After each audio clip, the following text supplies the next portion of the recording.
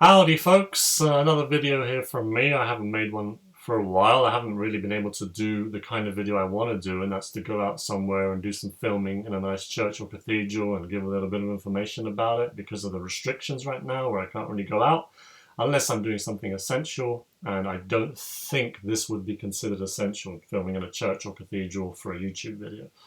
So instead I want to make another video on the actual COVID and on the actual restrictions taking place. So here where I am in England, there's going to be, in fact there already is, a national lockdown. It's the third national lockdown that's happening. And as soon as it was known that it's pretty much definitely going to be a lockdown, one thing I was keeping an eye on was to see what they try and do with churches, because there's been a lot of kind of talking about how dangerous this is and how infectious the COVID is now and how the NHS could really be in jeopardy and completely overwhelmed. So I was thinking, is this going to be a reason, an excuse to close churches again? Because in the first lockdown they did close churches. In the second one they didn't, but I thought it's still going to be possible. It could still happen. In the third one they do, but thankfully they didn't.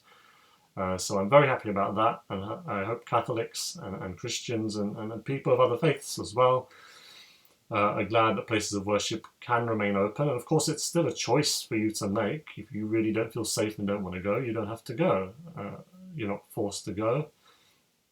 And in fact, I do remember that in the past, and I'm assuming this is still happening now, for example, the Catholic Church was giving a dispensation to say that it isn't obligatory to go to Sunday Mass because of the current situation. So you don't have to go, or you can take part in the Sunday Mass online if you don't feel safe. So there's the option there, but I didn't think it would be fair to not allow anyone to go, and thankfully the churches can remain open during this third national lockdown. It's going to be reviewed on the 15th of February, so it's quite a while away, and it's only going to be reviewed. That doesn't necessarily mean it's going to stop and the restrictions are going to ease, but it's going to be reviewed. But anyway, here was Cardinal Nichols's response via Twitter to the information. He wrote that he's glad no measures have been introduced to obstruct or curtail the essential source of energy for the common good. Generally, it isn't surprising that he's obviously happy about this, because he was last year lobbying for churches to be opened as soon as possible during the first national lockdown. I do feel he could have also mentioned something about the fact that attending Mass on Sundays is essential, and perhaps about the importance to Catholics of receiving the Holy Communion. There wasn't too much about the Catholic faith there, considering he's a Catholic cardinal. But at least he reacted positively to the decision, as expected. And that's good news. Sadly, in Scotland, where there's also a national lockdown taking place, or going to take place, depending on when you're watching this, I think it's already begun when I'm making the video, but it might be beginning. I can't remember now. But anyway, yeah, churches sadly there are going to have to shut. And the bishops there of Scotland have put together a letter to show their disapproval of this decision. Pretty much saying, look, it's a similar argument to what was made in England last year when they were lobbying for churches to reopen. But there's no real evidence to suggest that churches are one of these places where this is spreading. If you think about the fact that, stores where you buy food are allowed to remain open because people need to buy food, people are moving about in those stores. They are trying to keep social distancing, but they're moving around, they're touching things. In a church, you just go in, you take your place, you stay there for the service, and then you go back. So it's completely fair to have objections to closing churches when the measures are in place, and there's probably a lot less chance of anything being passed around. And they've also pointed to the fact that in England, churches can remain open. So the Bishop of Scotland said, why are you doing this in England? It's fine. Why are you preventing churches in Scotland from remaining open? The thing I wanted to talk about, though, was something I noticed, and it isn't to do with Catholic priests. I noticed it on my timeline, my social media timeline, because one of the priests I'm following, one of the Catholic priests I'm following, made a comment about this, and he was responding to something an Anglican priest wrote. So this is what the Anglican priest wrote. It was in response to this national lockdown where churches can remain open. It's a tweet from a reverend man, who's actually a woman.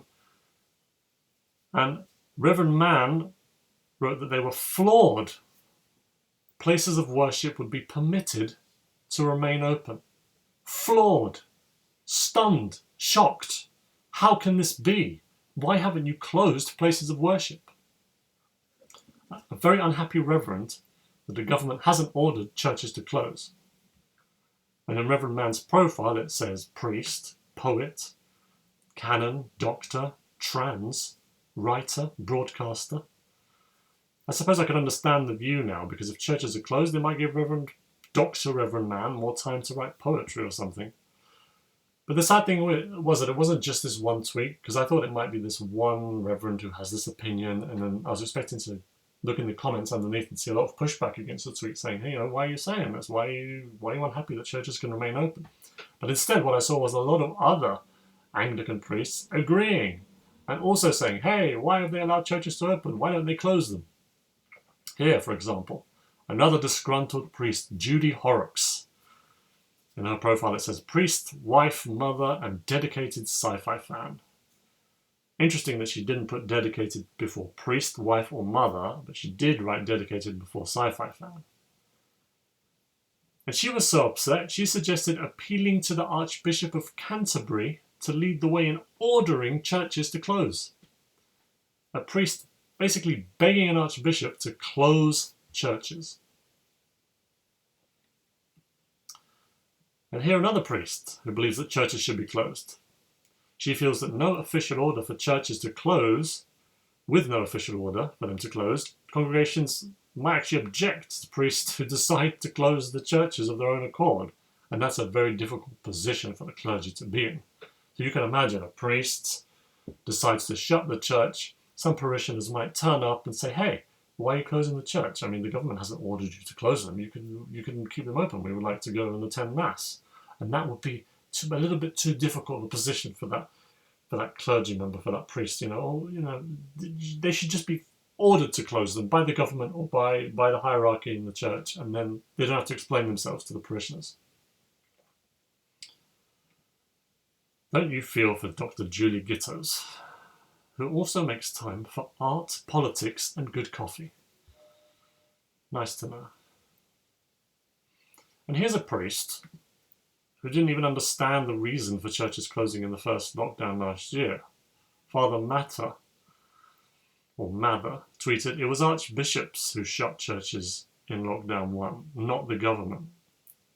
This was presumably his way of appealing to the archbishops to do the same again, only he's completely wrong, because in lockdown 1 it was actually the government who made churches close, and they allowed them to reopen in June for private prayer, and then a few weeks later for services. So he doesn't even understand whose decision it was in the first lockdown for churches to be closed. Another lady priest unhappy that churches have been given privileges, and because a vocal minority wanted them to stay open. So she was unhappy that because some people were saying, look, please don't close the churches, can you open the churches before? Now, because of them, because of those terrible people, churches are going to have to remain open. If it was up to her, she would have shut in-house worship before Christmas. And let's take a look at her cheesy profile. She's a proud dog owner and ukulele player. Again, perhaps she just wants more time to walk her dog and brush up on her ukulele skills. So that's it from my video. I just wanted to show you some of those kind of sad and disheartening tweets. I wish you a good few weeks, months, however long this takes. Let's hope that it ends as soon as possible. Let's hope that this pandemic goes away and these restrictions perhaps ease a little bit in the near future. And see you again soon.